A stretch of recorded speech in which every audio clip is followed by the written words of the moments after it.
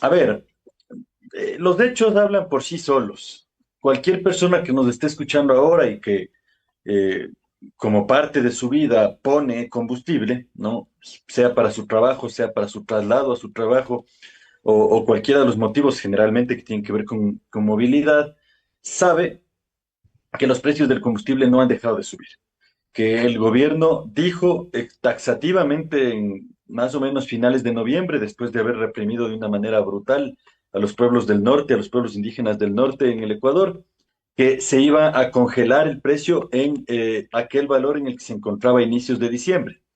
Esto, como muchas otras lamentables mentiras del gobierno, no se cumplió. Y el día de hoy ha subido 15 centavos más, a finales de febrero subió 17 centavos más, y así progresivamente estamos ya superando más o menos los $2.50 en precio promedio de todos los tipos de combustible, no excluyendo el súper. Pero además estamos alcanzando el precio de nuestros vecinos eh, con un combustible de una calidad muy inferior a la que reciben nuestros vecinos en términos del octanaje, que eso además se convierte en un conjunto de elementos extras. Una calidad inferior dura mucho menos tiempo, una calidad superior dura más tiempo, o más que tiempo, más distancia, más kilómetros de uso, y por lo tanto se tanquea de manera menos frecuente. Entonces nosotros los ecuatorianos estamos pagando el mismo valor que nuestros vecinos, pero por una gasolina que cuesta menos y por lo tanto tanqueamos con más frecuencia.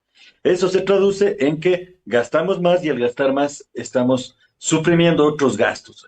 El ecuatoriano, ecuatoriana promedio en nuestro país de clase popular, media baja, media, no se puede permitir derrochar el dinero. Entonces, por lo tanto, estamos ante algo que los economistas llamamos inflación por costos. Es decir, una materia prima está costando mucho más y por lo tanto está inflando el precio de los bienes y servicios y además está bajando la demanda, la cantidad de bienes que podemos comprar. Eso es un Aquiles, golpe a la Aquiles, economía ¿cómo mira la indudable. situación económica del país con este gobierno?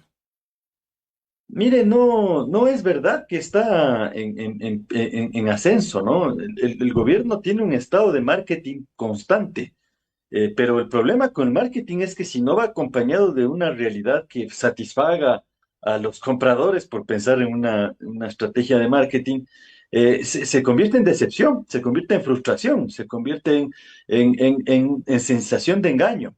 El gobierno afirma que hay crecimiento económico.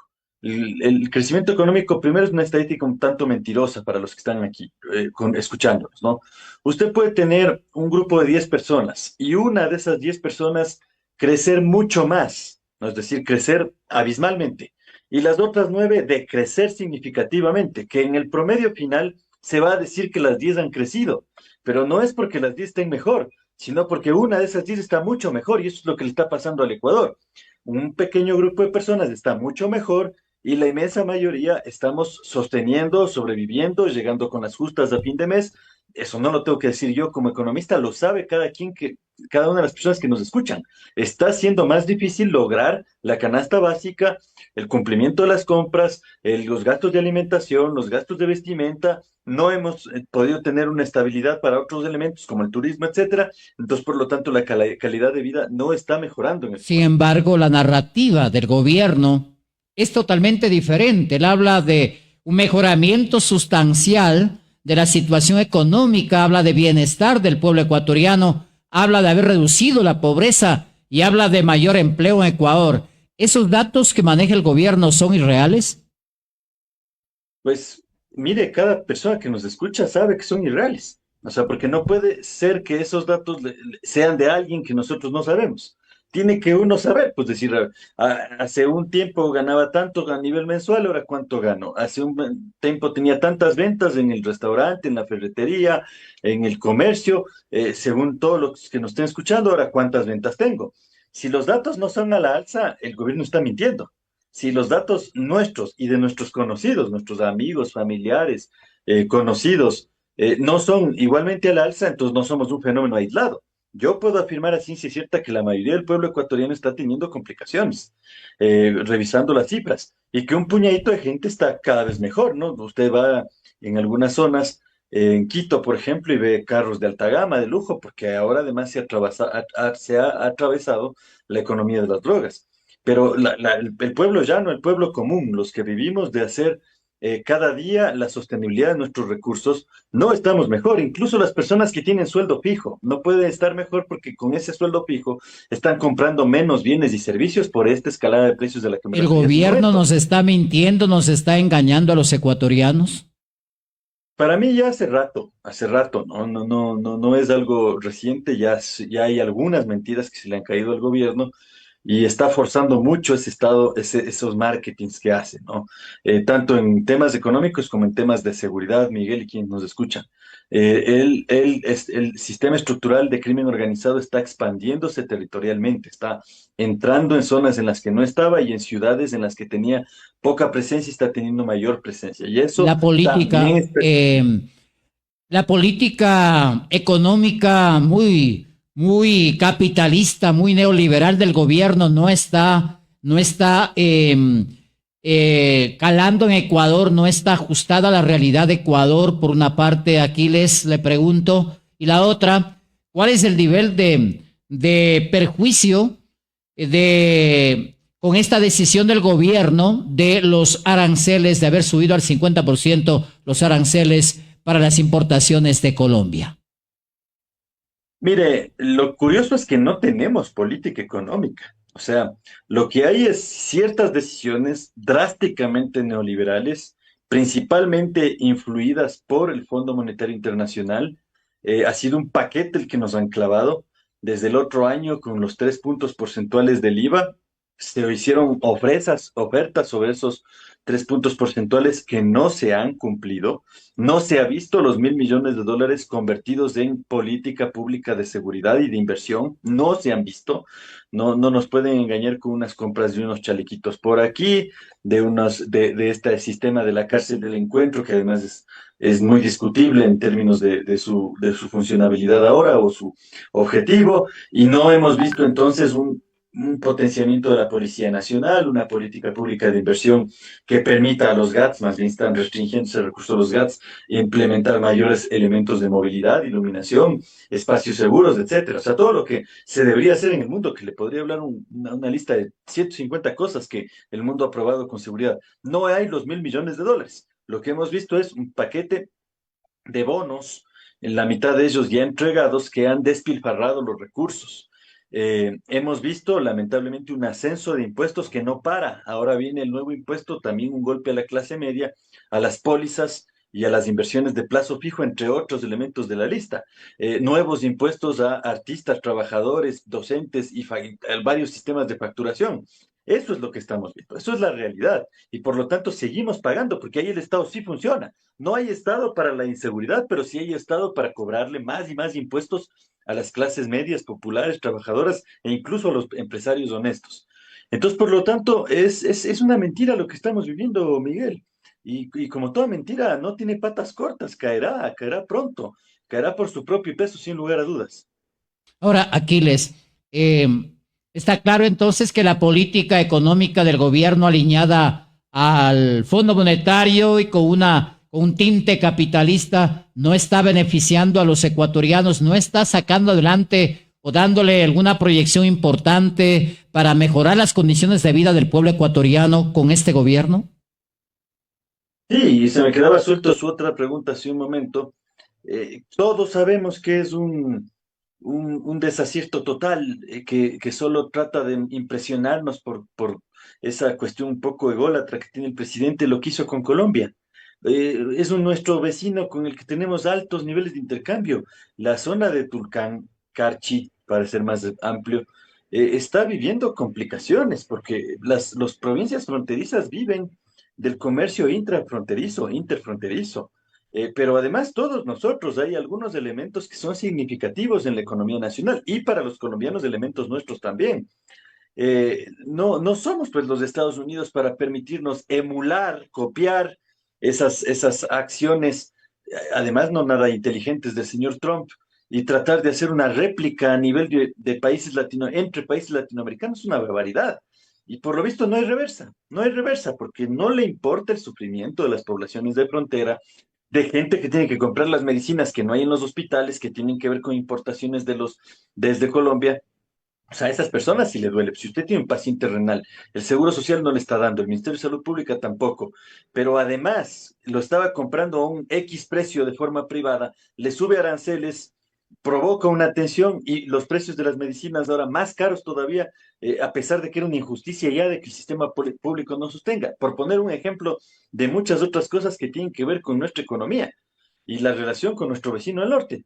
Entonces, por lo tanto, es desacierto tras desacierto que los ecuatorianos estamos siendo bastante, digamos, generosos, porque con cualquier otro gobierno ya estábamos un poco bastante más organizados. Estamos ahí, yo creo que aletargados por muchos motivos que a veces ya no tienen mucha explicación, de cosas que son notoriamente obvias. Nos está metiendo en una guerra, Miguel. Es que el Ecuador está, además del conflicto que tiene, severo interno, está para poder sostenerse como parte de los aliados de una guerra del tamaño de la guerra mundial que están haciendo y que sigue creciendo. Es una barbaridad, pues, ¿no? Ya no es el mismo país de antes que solamente exportaba bananos, ahora exporta flores a Rusia, camarones a China. El rato que uno de esos países para hacer sentir a los Estados Unidos su presencia, nos bloquee también esas exportaciones, vamos a entrar en un efecto bastante complejo en nuestra economía, mucho más complejo de lo que ya está. Aquiles, el gobierno nos vende una idea falsa de que la situación económica mejora en el país, de que hay mejor oportunidades de trabajo, hay bienestar en el pueblo. Esa es una narrativa engañosa, mentirosa del gobierno en el Ecuador. Que la realidad desmiente, porque mire, el dato aparentemente más cercano es que el 67% de ecuatorianos está en desempleo más subempleo más trabajo precario. O sea, casi 7 de cada 10 ecuatorianos no tienen trabajo, pleno empleo, que le llamamos los economistas, ¿no? ¿Qué es el pleno empleo? Fijo, estable, con ingresos, con los derechos de ley, décimos, vacaciones, etcétera. Casi 7 de cada 10 ecuatorianos están encontrando día a día la manera de subsistir. El desempleo dentro del 67% está tocando picos del 25%, que es grave además en una sociedad con inseguridad, porque muchos de esos son jóvenes que se van convirtiendo en captables para las mafias, ¿no? Si llega un GDO, te ofrece 250 mensuales, te capta de alguna manera en medio de esta situación crónica del desempleo. Y además en otros lugares ni siquiera te pregunta, te recluta forzosamente. Entonces, por lo tanto, ese es el caldo de cultivo para que la inseguridad crezca. El gobierno cree que vendiéndonos dos que tres imágenes de cabecillas menores, porque finalmente los GDO son la última parte de la estructura. Los mandos medios son lamentablemente los sectores permeados del ejército, la policía, los mandos altos son los bancos, los que gobiernan, los que tienen el control de los puertos, y de esos no ha caído ni uno. Entonces nos va vendiendo la idea de que hay un cabecilla, pero todos sabemos que sube otro nuevo cabecilla. Hay 40.000 personas en los GDOs, Miguel. Yo creo que a estas alturas debe estar rondando los 50.000 desde mis estimaciones como antropólogo, economista, abogado, que humildemente puedo entregarle a la sociedad.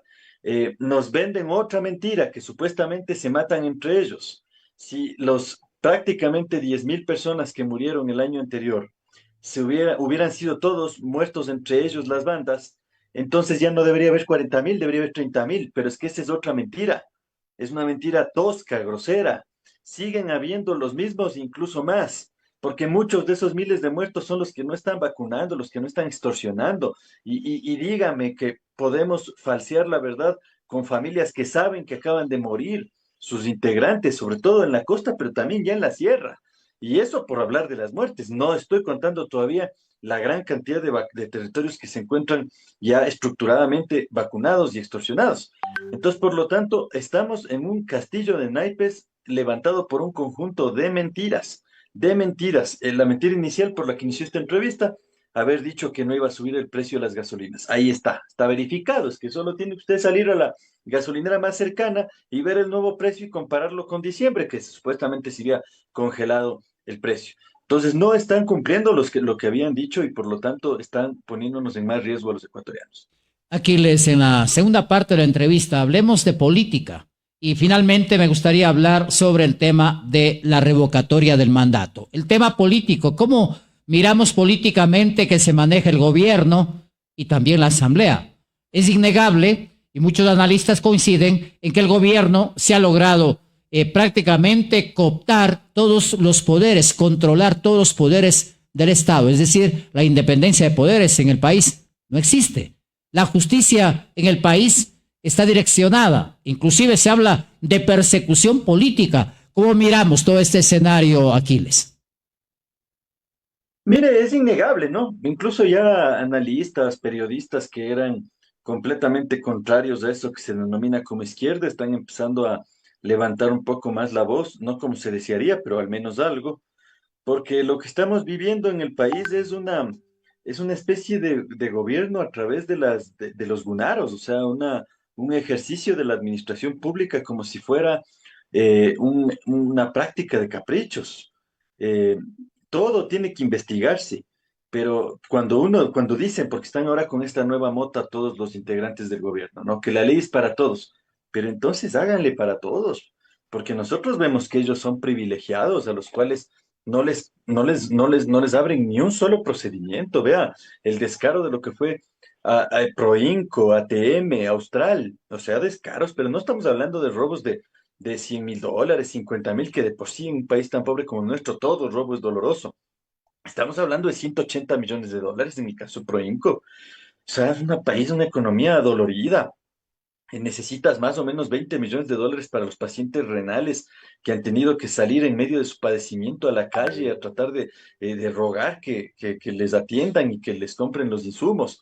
Y así sucesivamente muchos otros grupos en el ámbito de la salud, la educación, han recortado los cupos de las universidades, recortando el presupuesto de estas instituciones, con la mayoría de rectores, con muy honrosas excepciones, de una desastrosa labor histórica. Oiga, los rectores en el siglo XX, años 60, 70, 80, eran los rectores que enfrentaban a los gobiernos y eran recibidos en las comisiones de la Asamblea Nacional como si fueran ministros. Los rectores de ahora, la mayoría, subordinados, sin ni siquiera que les hayan pedido, ¿no? Limpiando los lustros de los zapatos del poder de turno, cuando son la academia el lugar más crítico. Yo hablo desde la academia y me permito arriesgarme, incluso así se afecte sensibilidades. Pero entonces, ¿por qué le digo todo esto? Porque se ha permitido que el gobierno se abra camino con velocidad en la justicia, en el Parlamento, en el Consejo de Participación Ciudadana o Quinto Poder, en el Poder Electoral. Y mucha gente dirá que con eso entonces se va a quedar 20 años así. No, la verdad es que con la misma velocidad que se toman los poderes, caen. O sea, es que eso es una fórmula histórica que nunca ha fallado. Gente con muchísimo más poder, Miguel, y más rápido incluso que lo que está haciendo el gobernante actual, ha caído y ha caído de una manera horrible y tiene que saber los mandos medios. Y mucha gente que se está prestando para ese juego, que antes de que caigan, caen muchos de ellos y después más todavía. No es verdad que se vuelve esto perenne, indefinido, ¿no? Esto es algo que tiene efectivamente una fecha de caducidad. Pero mientras eso pasa, nos está destruyendo, nos está afectando de una manera difícil de revertir. Subsanar el sistema de justicia, subsanar las dislocaciones que está haciendo a la independencia judicial, al debido proceso, a las garantías mínimas, al respeto de la independencia en la fiscalía y así sucesivamente, nos va a costar tiempo. Eso sí nos va a costar tiempo, subsanar. Que caiga más que rápido. No se sabe cuándo, porque así mismo es, de un suceso azaroso nacen los desestabilizaciones de Aquiles, ¿la dificultades. revocatoria del mandato podría ser una salida a esta Podría situación que ser. vivimos en el país? Mire, es un canal institucional pacífico. Siempre están diciendo que cuando hay levantamientos y protestas, se culpa a la población por ser agresiva, violenta, gente que tiene hambre, gente que tiene definitivamente necesidades económicas, se vuelve hacia las calles como único mecanismo. Entonces supone que no, si están convencidos de que están haciendo bien su trabajo, no le deberían tener miedo a que se mida la cantidad de personas que decidan si es que debe o no seguir, porque la revocatoria no es que se recogen firmas y ya se destituye, se recogen firmas y se vota, ¿sí? Se hace una votación, y en esa votación se define si está o no la mayoría del pueblo con el gobernante. Si no está, pues eso es el mecanismo constitucional, democrático y pacífico para hacer un recambio sin la necesidad de que haya una crisis mucho más grave. Eh, Tengo también mi escepticismo porque el Consejo Electoral se ha postrado, con igual muy pequeñas excepciones de su pleno, se ha postrado al gobierno, ¿no? No le frenó cuando tenía que frenarle y por eso después hizo lo que le dio la gana. No le recordó que no puede violar las reglas. Recuerde usted, le permitió que no saque la licencia, que sea presidente y a la vez candidato. Entonces, como le dio el chance, ahora ya menos le puede frenar. Y peor aún porque parece que hay conflictos de interés, puestos, cargos y dineros que empañan la independencia de la función electoral. Supongo yo que entonces van a bloquear las iniciativas que hay, porque eso ya está. Hay sectores de este país que ya están presentando los pedidos de revocatoria. Si no hace el Consejo Electoral un sabotaje de eso, entonces habrá que medirse en las urnas. Y eso lo veremos, pero es un canal válido democrático que tiene que ser usado en este país. En la parte final, Aquiles, ¿qué futuro le espera al Ecuador con todo lo que está pasando? Mire, a contrapelo de todo lo que acabo de decir, creo que los ecuatorianos tenemos que insuflarnos de esperanza, ¿sí? Las sociedades que han enfrentado problemas como el nuestro solo han salido a través de un camino, que es el camino de la unidad, ¿sí? Lamentablemente, la mayoría de esas sociedades, casi todas, han llegado a la unidad por supervivencia, o sea, han tocado dolorosos fondos y después de ese fondo se han unido y han dicho, es menos importante nuestras diferencias, cualquiera que éstas sean ideológicas, religiosas, culturales, etcétera, que la necesidad de sobrevivir. Y entonces las sociedades se unen y reconstruyen un horizonte común para su economía, para su seguridad, para todo su marco de política pública y empiezan a hacer un recambio. Es decir, ahora nos está gobernando, Miguel, una caquistocracia. Es decir, los griegos le llamaban o usaban este término para referirse al gobierno de los peores. Cuando se toca a fondo, entonces las sociedades se unen y empiezan a decir quiénes son los más capacitados para que puedan empezar a rearticular un nuevo país. Eso va a pasar, indudablemente, ¿no? O sea, eso no hay duda que va a pasar. Pero ¿por qué necesitamos de esperanza? Porque la idea es no demorarnos 5, 8, 3 años, tocar el séptimo infierno de Dante para empezar a darnos cuenta de esa esperanza y de esa unidad, sino empezar a tejernos desde ya, ¿no? Tejernos, aunque seamos hilos de diversos colores, tejernos de un solo poncho fuerte, usando una figura de la tierra nuestra, nuestra querida zona andina, y entonces ahí sí aguantar con un tejido fuerte, grandes pesos o grandes fuerzas. Por ahora todavía yo veo mucha indiferencia, mucha esperar. Ya nos quedamos sin luz un mes, ya estamos con alguien al menos en la casa sin trabajo, al menos un integrante de la casa sin trabajo. No esperemos a que al menos un integrante de la casa esté vacunado, extorsionado, secuestrado o tocado por el crimen organizado, que es lo que normalmente hace ya la última reacción, parecido al COVID, ¿no? Reaccionamos cuando uno se contagió en cada casa. Ahí, ¡pum!, nos pusimos serios recién. Entonces, ojalá esa esperanza pueda ser calada en los oídos de quienes nos escuchan y se dé cuenta que es momento de empezar a dejar de pelear tanto en nombre de gente que arriba está pactando. Y abajo, entonces, empecemos a recomponer nuestra sociedad con miras a lo más pronto posible, recuperar el presupuesto del Estado que se dirija a lo que realmente es importante en este país. Aquiles, definitivamente la política económica del gobierno no está encajando a la necesidad del pueblo ecuatoriano, de este país. No hay política económica. Sí, Miguel, no hay política económica. Política económica es un plan estructurado, un Eso programa no lo de tiene el cambios de gobierno. decisión.